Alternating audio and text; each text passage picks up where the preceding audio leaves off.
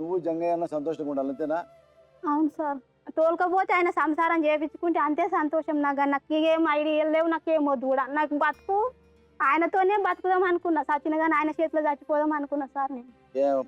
జంగయ్య అన్న లావణ్య మాటలు విన్నావుగా? సార్. ముగ్గురు కలిసి ఉంటే నాకే ఇబ్బంది లేదు, ఉంటానంది, గొడవ చేయనంది. నువ్వేమంటావు? 3 రోజులు కూడా ఉండరు సార్. ఉండరా? 3 రోజులు కూడా మంచిగా ఉండరు. ఎవరు తప్పవుద్ది? 8 సంవత్సరాలు ఎందుకు ఎగుతున్నా సార్ నేను? 1 సంవత్సరం 2 సంవత్సరాలు ముచ్చట కాదు సార్. 8 సంవత్సరాలు 2 పిల్లలతో ఏగుడు చాలా కష్టం సార్. 3 రోజులు కూడా మంచిగా ఉండదు సార్. సారు మహిళా మండలం ఇచ్చినాక తోలకపోతా అన్నాడు. రేపే రా అన్నాడు. రేపు పోదాం అనేటోళ్ళకి ఏమన్నాడు, అది రేపేళ్ళుండి రా అన్నాడు. రేపేళ్ళుండి రా అంటే మా తమ్ముడు ఫోన్ చేసింది, పెద్ద తమ్ముడు. బాబా ఎప్పుడు తోలుక రావాలి అంటే ఈమె లేపింది. లేపితే ఎవరని మా జయక్క అడిగితే నువ్వెవరు అన్నాడు సార్ ఆయన. అంటే ఇగో మాది గంగాడు అన్నాడు. అంటే ఈమె పోయి గంగాడు వాళ్ళు మాట్లాడుతున్నారు అంటే అని అన్నాడు. అంటే నేను నువ్వే మాట్లాడంటే మాట్లాడని ఆమె ఇస్తే ఆయన తీసుకొని మాట్లాడితే ఏమంటాడు, ఎవరు గారు కాదు నా పెళ్ళని అంటున్నాడు. అన్నాక మళ్ళా ఆడ మహిళా మండలం కాడ ఒక ఆయన రాసిండు సార్ పేపర్ రాసి, ఆయన ఫోన్ చేస్తే అస్సలు ఫోన్ లేపాడు. ఎప్పుడు రావాలి జంగయ్య అంటే ఒకసారి లేపి పండుగ వెళ్ళినాక రమ్మని సార్ అంటే అని చెప్పింది. రమ్మని అంటే నేను పండుగ వెళ్ళినాక మస్తు చూసిన సార్. మస్తు చూస్తే కూడా ఫోన్ లేపాడు. ఫోన్ లేపి ఈయన శివమాల మీద ఉన్నాడు.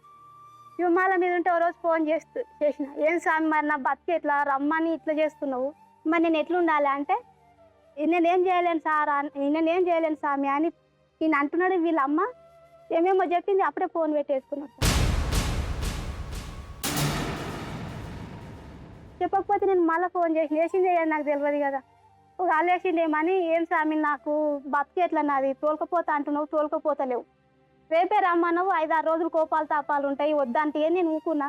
ఇన్ని రోజులు సార్ స్వామి మళ్ళీ తోలుకపోవా అంటే నాతోటి ఆ స్వామి అంటున్నాడు సార్. నీతో ఎవరు వచ్చారు ఇక్కడికి? మా అమ్మ వచ్చింది, మా అక్క వచ్చింది, మా తమ్ముడు. అప్పుడు ఆ అక్క తమ్ముడు అని వచ్చి గొడవ పడింది. అవు సార్. పిలుద్దామా మెక్కయ్య తమ్ముడిని? మెక్కయ్య పేరేంటి? మా అక్క పేరు సత్యమ్మ. సత్యమ్మ. నాకైతే వాళ్ళు ఉన్నారేమో కానీ వాళ్ళు నాకు ఎవ్వరు లేనట్టే సార్. ఏమన్నా అడుకోరు, ఏమన్నా లేరంటే ఉన్నారు. ఎవ్వరు లేరంటే మరి 10 మంది తీసుకుని ఇంటి మీదకి ఎందుకు వెళ్ళావు మరి? అరే ఒక్కదానే కదా సార్, నాకు జీవితానికి అయితే కదా సార్ 11 మంది ఆలోచన కొట్టలేదు సార్. వాళ్ళంతా తెలివిగా అసలు ఏమని ఉట్టినే కొడతారా సార్. నన్ను కొట్టింది, మళ్ళీ మా అక్కను పోయి జుట్టు పట్టి కొట్టింది సార్.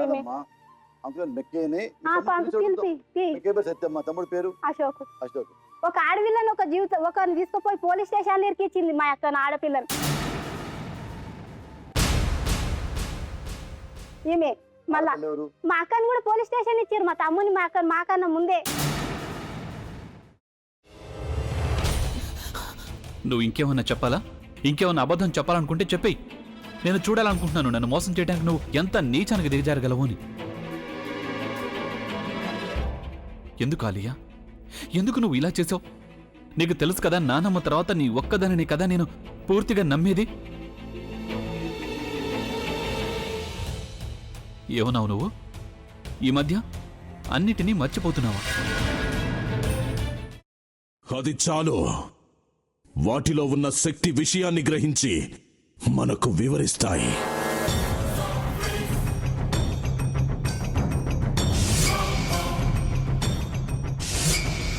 ఎవరు ఆ దండ విప్పొద్దు, గది తలుపులు తెరవద్దు.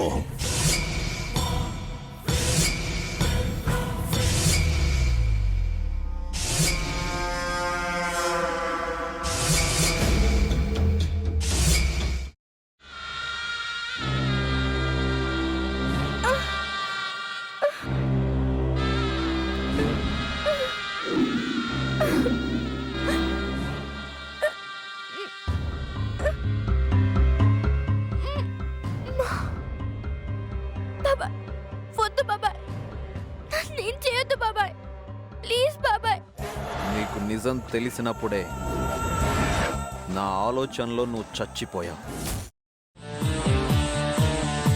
అబ్బా ప్లీజ్ కొంచెం తినండి ప్లీజ్.